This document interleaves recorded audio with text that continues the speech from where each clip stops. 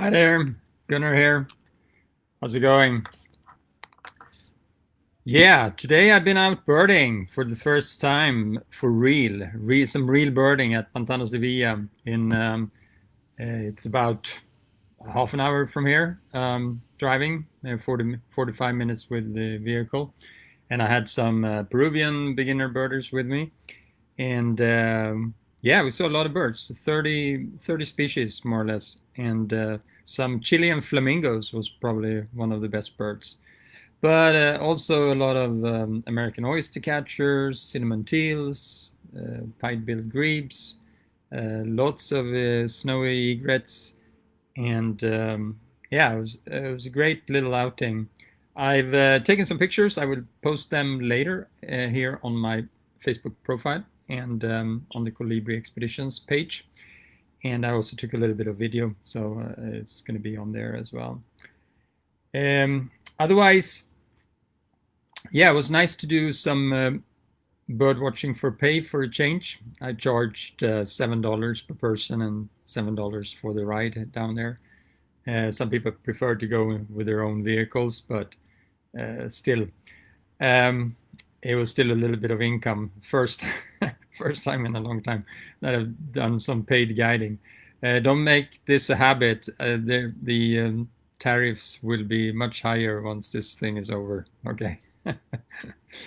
um, but yeah, so but it was fun, and we had a good day's outing. Now the reserve is still officially closed, and we were told so by a park ranger there that you're not allowed to go in. Well, we weren't going to go in anyway. We were just standing at the border, so we I put up my telescope, and we looked with binoculars and photographed a little bit from the border of the reserve, and you can watch out over this rather extensive lagoon, and you can also go down to the beach. You have access down to the beach as well. So I'm looking forward to do this again on Saturday. On Saturday there will be a new outing, and a little bit longer probably, and I will see how it goes. This was a bit of a try today, and it worked well, better than I had hoped. However, my stakeout that I used to go to for many-colored rush tyrant, they had put a big fence there now, so that wasn't possible. So we will try to look for that. Some other areas a little bit closer to the road next time, where there is some access.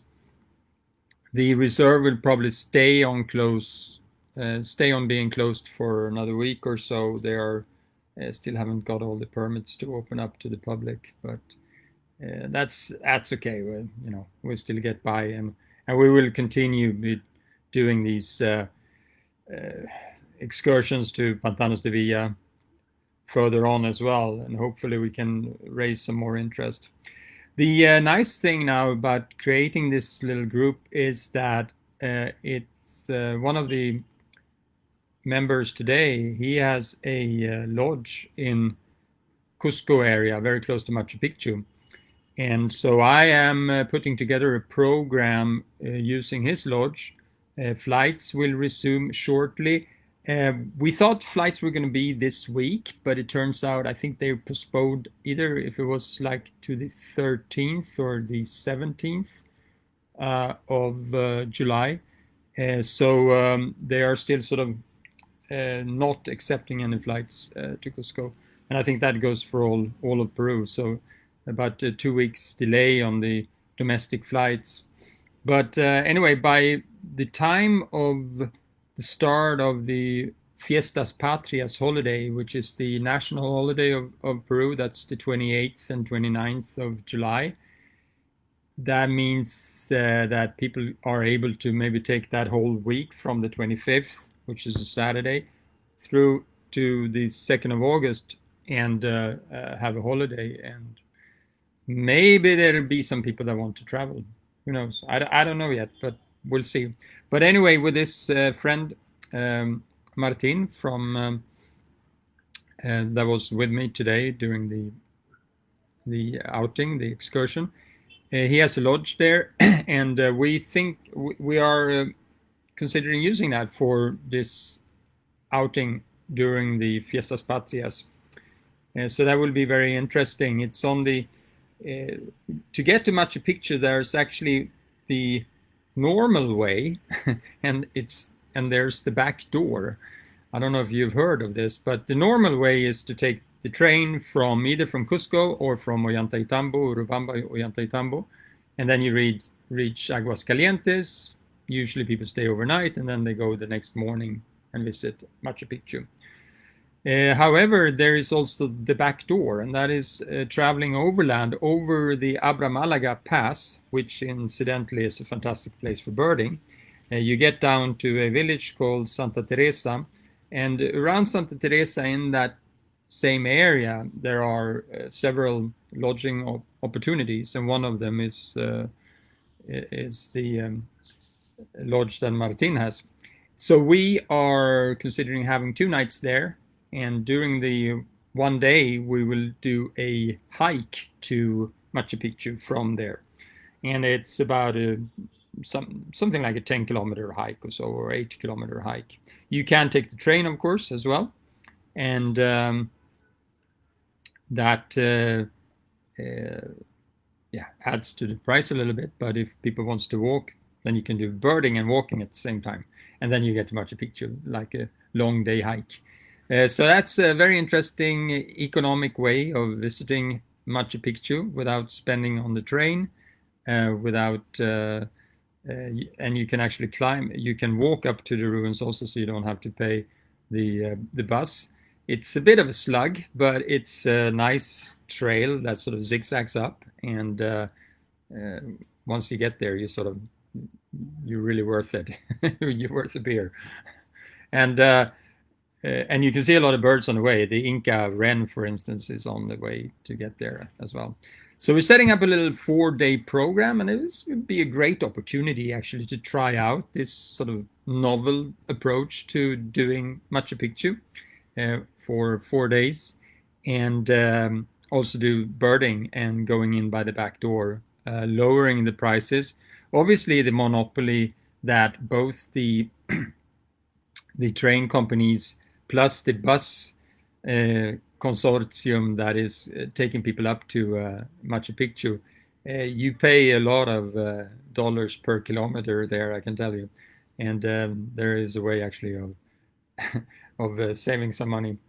And it's not like that money goes to the community, not by any means. And that's why they're so upset right now. So right now, even though officially the quarantine is over, they are not, the community of Aguascalientes are not allowing anyone visiting. So there you go. They have a bit of a strike right now. And because they don't even have so Martin was telling me, they don't even have like a healthcare center there. And this day and age with the pandemic going on and everything, they are in great need of getting some attention, some medical attention. So there's a lot of monopoly, a lot of probably corruption as well within this the ways things are run. So the back door is an alternative, the back door to Machu Picchu, both to save some money and to give your eco dollars to other pockets. Okay. That was pretty much it. We're also, I should mention also, if there's anyone in Peru listening to this, we are also planning a tour to northern Peru, right? For where Juan Julca will be the guide. So during the same period. And the way I'm planning this is that you can do shorter segments. So you don't have to do the whole full 9 days of birding. You can do other programs in between, whatever you feel like. But we will run a car from Chiclayo and over through Cajamarca to Leimebamba to the marvelous patchet-tail Abra Patricia area, and then back again to Jaén. You can fly back to Jaén, or you can take the car back to Chiclayo and fly back from Chiclayo. So that's a nice little 9-10 day circuit that we do that can be sort of split up in those flight hubs being that Chiclayo, Cajamarca, Jaén, or again Chiclayo, yeah. Right, that was pretty much it for right now. I'll see if I do another update tonight, and if not, oh yeah, there was one more thing I wanted to tell you. I posted, this is hilarious, you should check this out. I posted on my personal profile a video by this family in the US that are doing, they're doing these spoofs on songs. And this one actually had a bird watching theme in it, and it's called Bored in the USA. Check that out. It's the Holderness family. You will have a great laugh. Check it out. Holderness family, Bored in the USA. I'm not going to try to do that. But anyway, have a great day, everyone, and I'll see you here next time. Cheers.